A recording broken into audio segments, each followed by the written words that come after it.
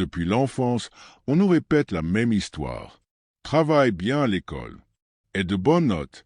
Sois plus intelligent que les autres. Et un jour, la réussite viendra naturellement à toi. Pendant des années, cette idée paraît logique. L'élève brillant est admiré. L'élève qui comprend vite est félicité. L'élève qui obtient les meilleures notes est présenté comme le futur modèle de réussite. Mais ensuite arrive la vie réelle. Et soudain, quelque chose d'étrange se produit. L'ancien premier de classe travaille parfois pour quelqu'un qui avait des résultats moyens. La personne considérée comme un génie peine à concrétiser ses projets. Pendant ce temps, quelqu'un que personne ne remarquait particulièrement construit une entreprise, développe une carrière remarquable ou transforme complètement sa vie. Comment est-ce possible? Comment une personne dotée d'une intelligence exceptionnelle peut-elle échouer là où une personne ordinaire réussit? Si l'intelligence est si importante, pourquoi tant de personnes brillantes vivent-elles bien en dessous de leur potentiel? La réponse est dérangeante, parce que la réussite dans la vie n'est pas principalement une question d'intelligence. Et tant que tu ne comprendras pas cela, tu risques de passer des années à développer une qualité qui, seule, ne garantit absolument rien. Aujourd'hui, nous allons décortiquer les raisons profondes pour lesquelles tant de personnes intelligentes échouent dans la vie, tandis que d'autres, parfois moins brillantes intellectuellement, atteignent des résultats extraordinaires. Et plus nous avancerons, plus tu comprendras que le véritable obstacle n'est peut-être pas celle que tu imagines. Partie 1. L'école récompense l'intelligence. La vie récompense autre chose. Le premier piège apparaît très tôt. L'école et la vie ne jouent pas selon les mêmes règles. À l'école, le succès dépend souvent de ta capacité à mémoriser, comprendre et restituer des informations. Tu reçois une question. Tu trouves la bonne réponse. Tu es récompensé. Le système est relativement prévisible. Mais la vie réelle fonctionne différemment. Dans la vie, personne ne te donne la liste des questions à l'avance. Personne ne te garantit que tes efforts produiront immédiatement des résultats. Personne ne te promet que tu seras récompensé pour avoir simplement compris quelque chose. La vie récompense davantage l'action que la compréhension. Imagine deux personnes. La première lit 50 livres sur l'entrepreneuriat. Elle connaît toutes les stratégies, tous les concepts, toutes les théories. La seconde lit un seul livre, mais elle commence immédiatement à agir. Elle commet des erreurs. Elle perd de l'argent. Elle corrige ses erreurs. Elle apprend. 2 ans plus tard, laquelle a le plus progressé? La plupart du temps, ce n'est pas celle qui savait le plus. C'est celle qui a osé agir. L'intelligence permet de comprendre le terrain, mais la réussite exige de marcher dessus. C'est un peu comme apprendre à nager. Tu peux lire tous les livres du monde sur la natation. Tu peux connaître chaque mouvement, chaque technique, chaque règle, mais tant que tu n'entres pas dans l'eau, tu ne sais pas nager. Et c'est précisément ce qui arrive à beaucoup de personnes intelligentes. Elles accumulent les connaissances, mais elles repoussent sans cesse le moment de l'action.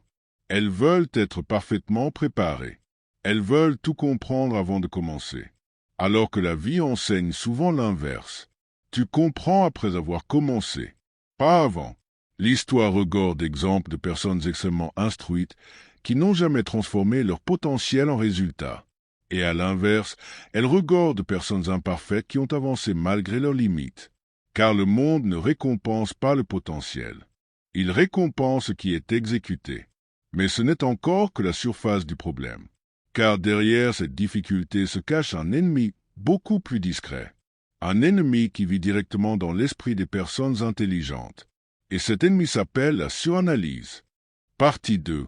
La suranalyse, le piège silencieux des esprits brillants. Plus une personne est intelligente, plus elle est capable de voir différentes possibilités. À première vue, cela semble être un avantage.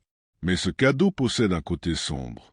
Parce qu'en voyant davantage de possibilités, tu vois également davantage de risques, davantage d'obstacles, davantage de scénarios catastrophiques, davantage de raisons d'attendre. Imagine une personne qui souhaite lancer un projet. Une personne moyenne pense « Je vais essayer ».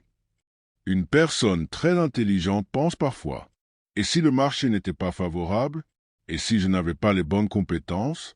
Et si quelqu'un faisait déjà mieux que moi? Et si j'échouais? Et si j'investissais du temps pour rien? » Chaque réflexion semble logique. Chaque question paraît pertinente. Mais accumulées ensemble, elles produisent une paralysie.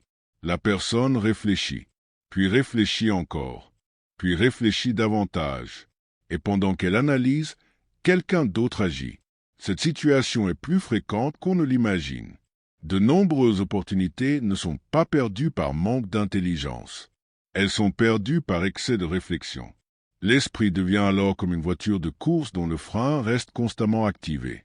Le moteur est puissant, mais le véhicule n'avance presque pas.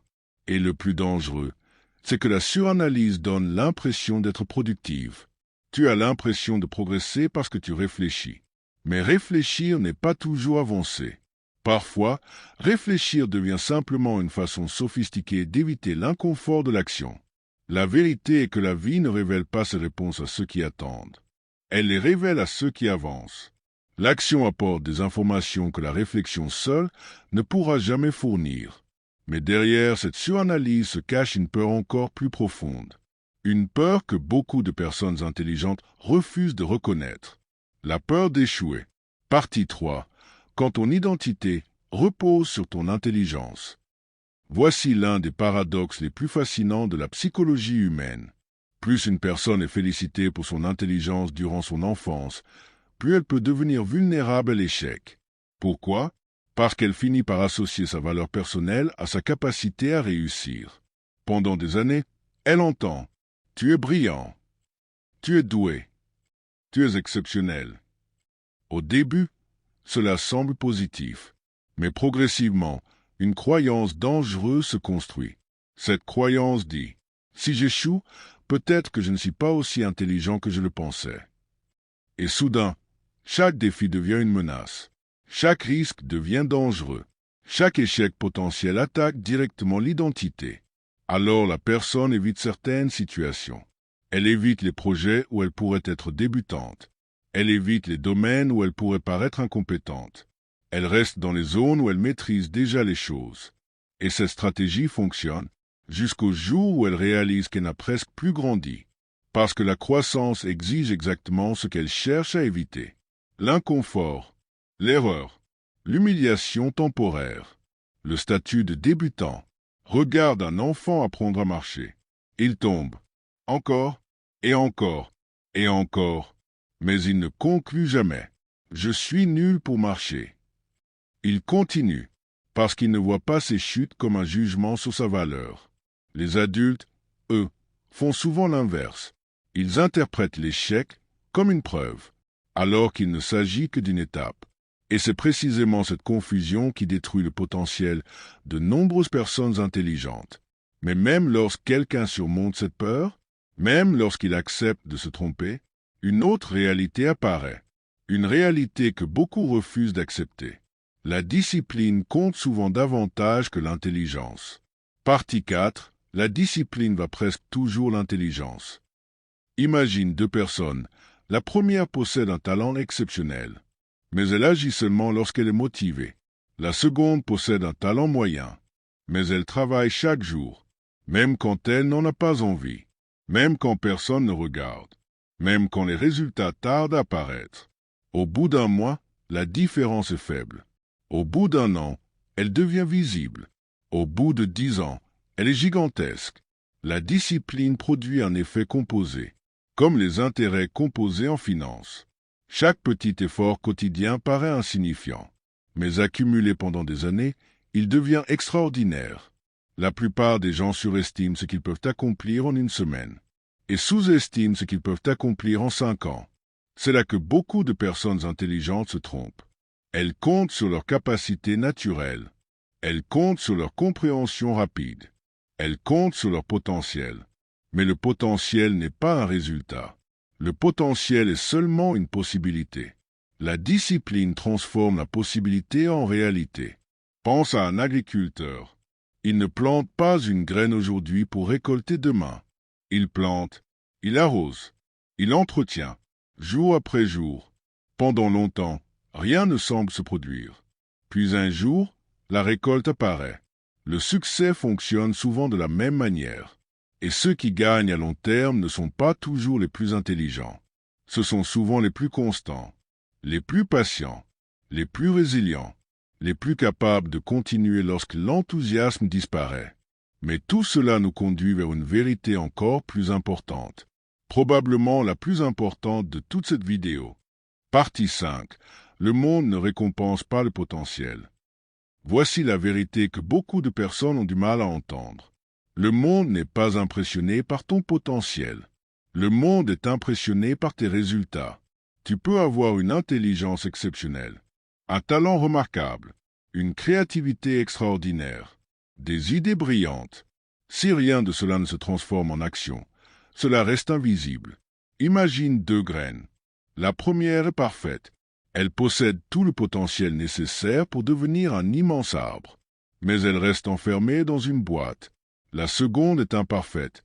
Elle présente plusieurs défauts. Mais elle est plantée, arrosée, exposée au soleil. Des années plus tard, laquelle est devenue un arbre. La vie fonctionne exactement ainsi. Le potentiel est magnifique, mais il ne nourrit personne.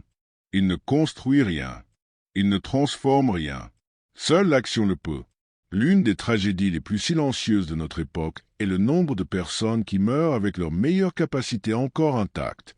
Leurs rêves sont restés des rêves. Leurs projets sont restés des projets. Leurs ambitions sont restées des intentions. Non parce qu'elles manquaient d'intelligence, mais parce qu'elles attendaient le moment parfait, la confiance parfaite, le plan parfait, les conditions parfaites. Or, ces conditions n'arrivent presque jamais. La plupart des grandes réalisations humaines ont commencé dans l'incertitude, avec des doutes, avec des peurs, avec des imperfections. Les personnes qui réussissent ne sont pas celles qui n'ont jamais peur. Ce sont celles qui avancent malgré la peur. Elles ne sont pas forcément les plus intelligentes. Elles sont souvent les plus engagées, les plus persévérantes, les plus capables de transformer leurs idées en actions répétées. Et c'est là que réside la différence fondamentale entre le potentiel et le succès. Le potentiel promet. L'action délivre. Conclusion. Si tu ne retiens qu'une seule chose de cette vidéo, retiens celle-ci. L'intelligence est un outil, pas une garantie. Elle peut t'aider à comprendre plus vite, à apprendre plus vite, à analyser plus vite. Mais elle ne peut pas agir à ta place. Elle ne peut pas remplacer le courage. Elle ne peut pas remplacer la discipline. Elle ne peut pas remplacer la persévérance. Et elle ne peut certainement pas remplacer l'action. La vie ne te demandera jamais combien tu étais intelligent. Elle ne te demandera pas combien d'idées brillantes tu avais. Elle ne te demandera pas combien de livres tu as lus. Elle te montrera simplement ce que tu as construit, ce que tu as tenté, ce que tu as créé, ce que tu as osé faire malgré tes peurs. Alors cesse d'attendre d'être parfaitement prêt. Cesse d'attendre le moment idéal. Cesse d'attendre la certitude absolue. Car pendant que certains réfléchissent encore, d'autres construisent déjà leur avenir. Et souviens-toi de ceci. Les cimetières sont remplis de potentiel inexploité. Mais l'histoire est écrite par ceux qui ont décidé d'agir. Parce qu'à la fin, ce ne sont pas les personnes qui savaient le plus qui changent leur vie. Ce sont celles qui ont eu le courage de transformer leur savoir en mouvement. Et c'est exactement à cet instant que l'intelligence cesse d'être une promesse et devient une puissance capable de changer un destin. Si tu remarques que les idées exposées dans cette vidéo t'ont enlevé le voile sur les yeux, like la vidéo. Abonne-toi pour l'élargissement de la communauté, pour que la sagesse atteigne les âmes ténébreuses ou lointaines. Mince et Winner éveille la grandeur qui dort en toi.